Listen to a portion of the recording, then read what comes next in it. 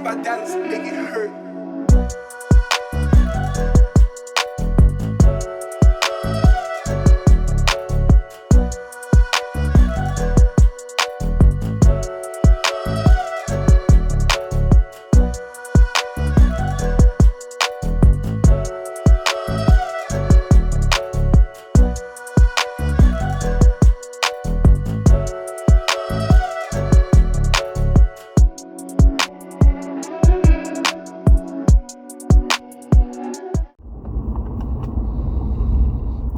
Good afternoon, everyone. Welcome to another episode of Let's Talk Commercial Real Estate Investing, Education Wednesdays, the Black Community Edition. I am your humble host, Dominic Green, currently Managing Partner of Tenant Commercial Real Estate Services here in the DFW area. So, wanted to drop in today, talk about a couple of things that I was researching or just following and in regards to commercial real estate. I'm currently right now on site selection duty, trying to help a retail client find some retail space for their business. So I'm out in the field, but I don't want to talk about retail today. What I really want to kind of go back to is have a discussion where I don't know what episode it was, when I was talking about, with all the pandemic, COVID-19, work from home, all that, how that was affecting office. But, with that, businesses were downsizing. They were even, like I said, they were downsizing before the pandemic, and this kind of accelerated some to make different choices, to rethink their real estate allocation and whatnot. But if you're paying attention to the news, and I've talked about this before, was, with the whole quick turnaround of creating a vaccine for COVID, so your Modernas, your Pfizers, and stuff like that, how they were able to get a vaccine pretty quickly. There was already an explosion in life sciences.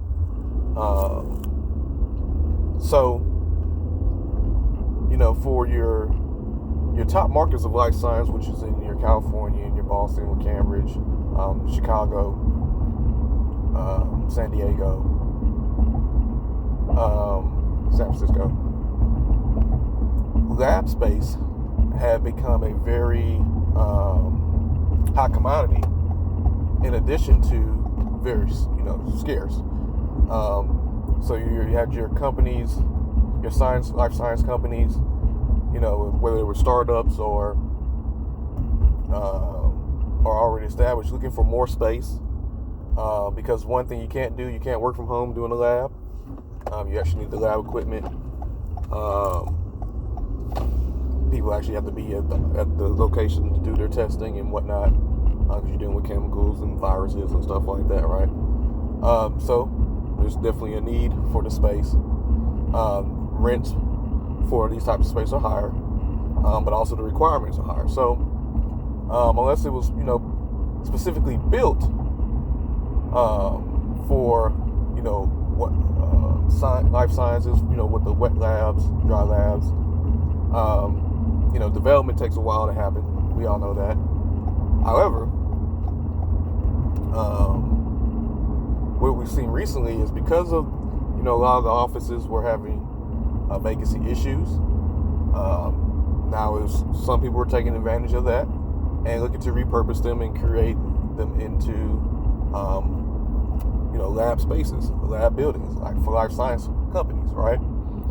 Now, prior to that, the issue was about 50% or more of the space needed to be dedicated for the lab.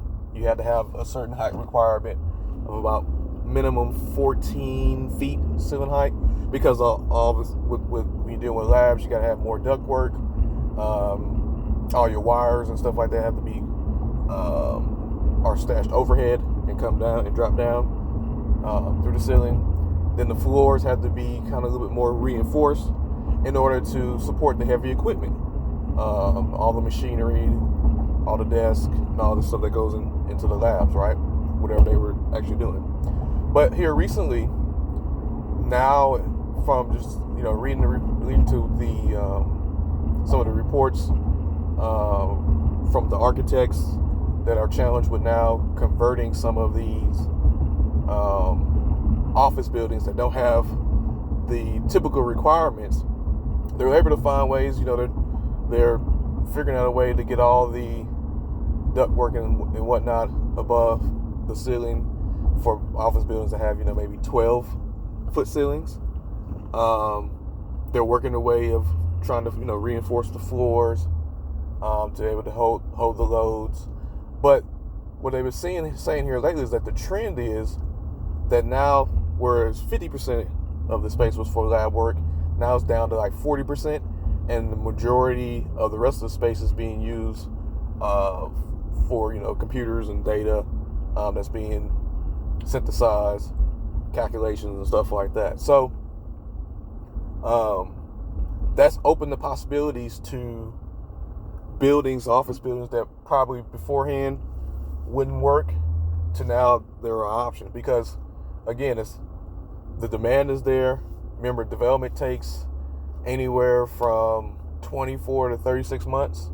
Hopefully, you gotta go through the city and permits and zoning and all that stuff, and then construction. And then right now we're in a supply shortage of materials.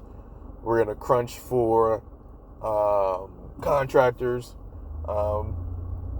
So the pricing is getting more expensive. So in most cases, it just makes more economic sense to take a existing property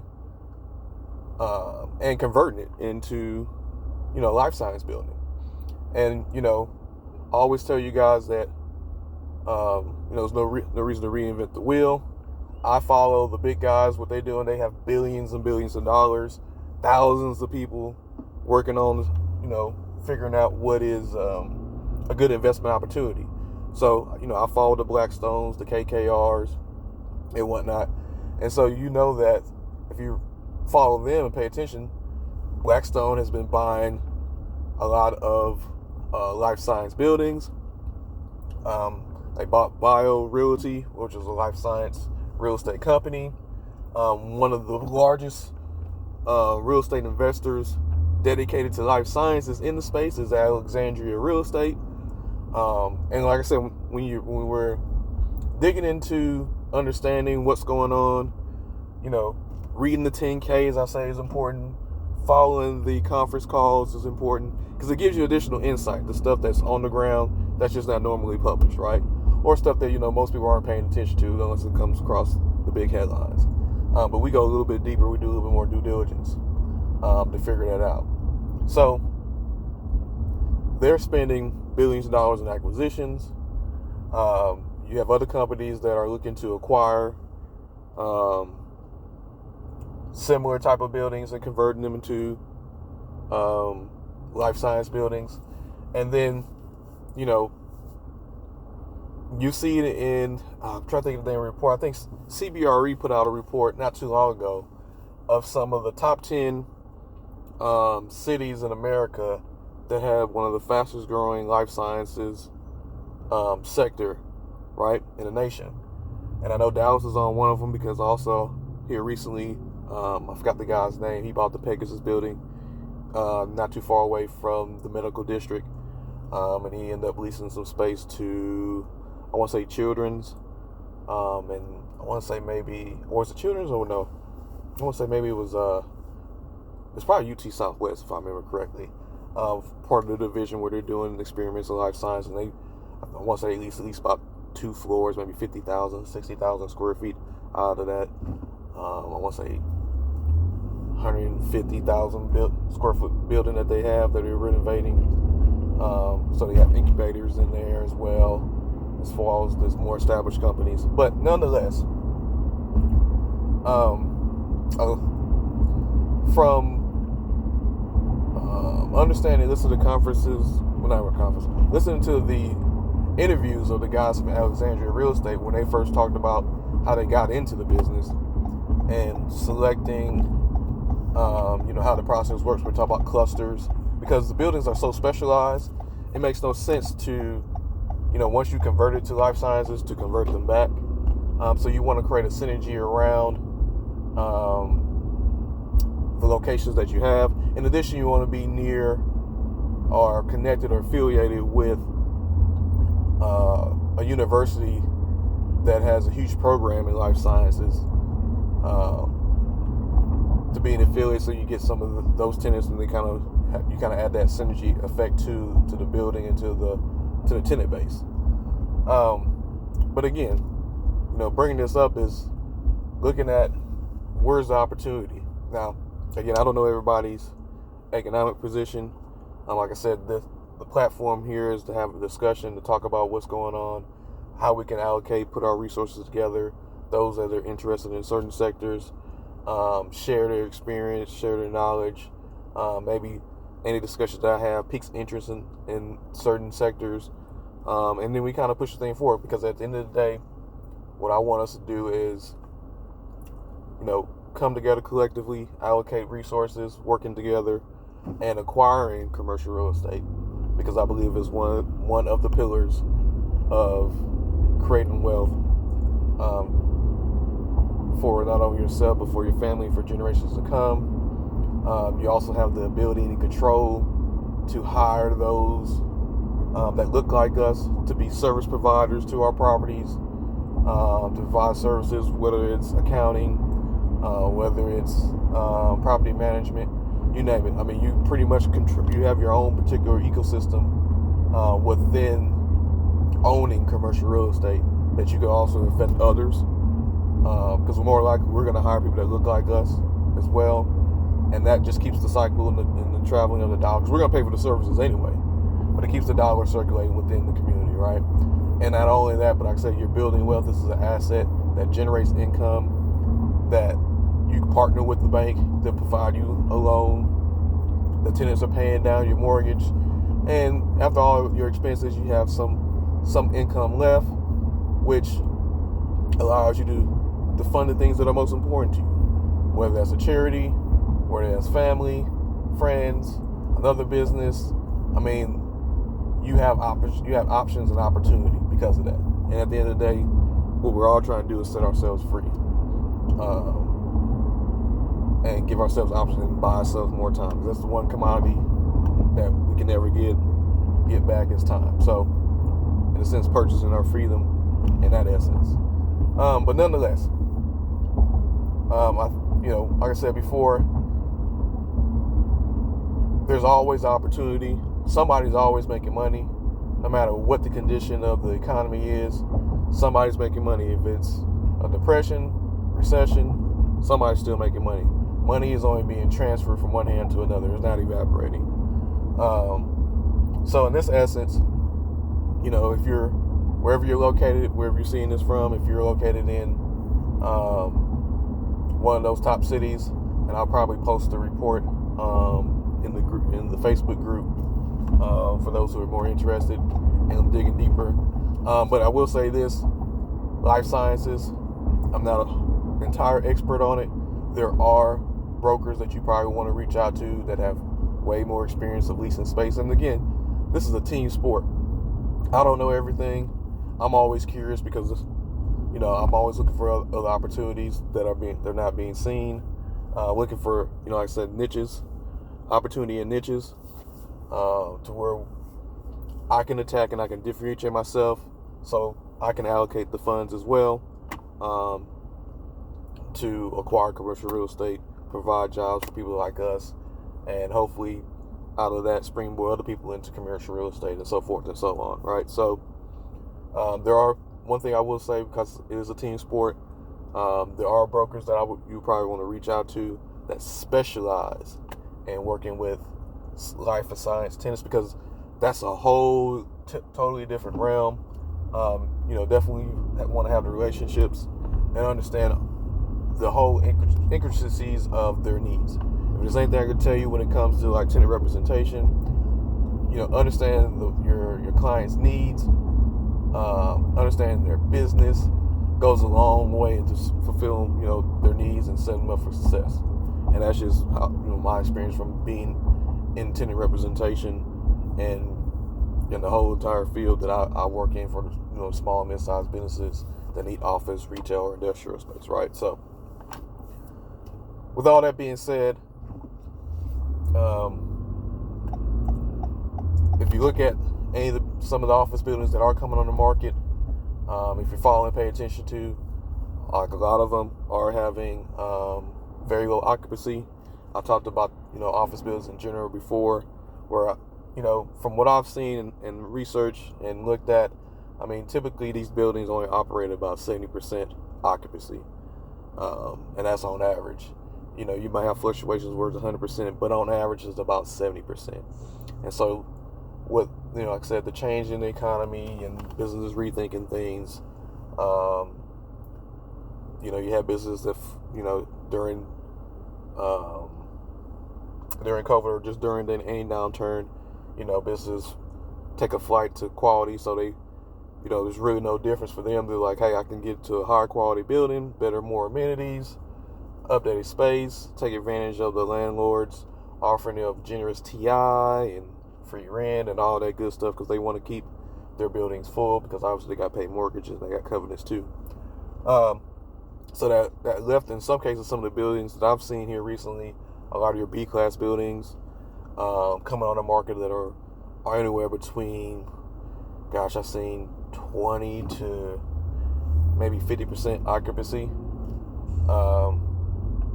So that provides opportunity, depending on, like I said before, if the building is a good candidate for life sciences. Life Science Tenants, you got the amenities, you got the place, you got the not only the amenities, but it's located where they can hire the people to work for them. You can somehow, some way, you're affiliated or close by a university that has a huge program, or you're near the medical district, or not too far from the medical district, to use that as part of your pitch to tenants.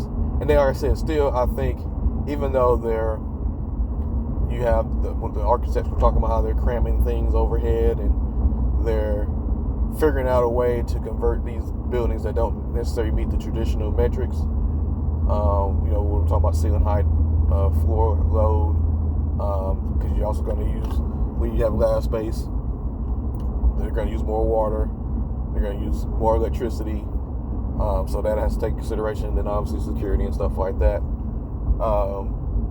I think if your building has at least the basic fundamentals, or a building that you're looking at has the basic fundamentals, along with just the macro part of it, that may be an opportunity, especially because I said that the building that you're probably looking at probably has a very low occupancy. So we know that, and if you don't know, the way that a property is valued is based on the income that it generates. So if you have lower occupancy, means there's lower income being generated, which means the building is worth less. So that just presents an opportunity for someone to come in who can put a great team together, has somewhat of a, not necessarily a vision, but a business plan that incorporates that vision and take advantage of this opportunity and this desire for, or this huge demand for life science spaces. So, with all that being said, I think there's an opportunity. As always, like, share, subscribe, leave a comment, join the group. Let's continue the conversation on Facebook. Hopefully here soon, I'll have a website up where I'll be sharing other kinds of content, just to bring the fundamentals to the platform, to the community. And for those of you that are researching, that are involved in commercial real estate, definitely share, leave a comment. Let's just continue to expand our knowledge. I mean, like I said, it's a platform where we all come together and collaborate. If I could be of any further service, definitely leave a comment, reach out to me. My information is on the channel. But yeah, like, share, subscribe. Let's continue to invest. Let's continue to educate. Let's continue to work together. I mean, we can't. There's no individual is going to be the system. It's going to have to take a collective effort. As they say, a star player can get you there, but a team will get you all the way. So if you're looking to be part of a team, looking to collaborate, this is a place for you. This is a place for us where we have those discussions and how we can work together. So until next time, happy investing. See you next Wednesday. Peace.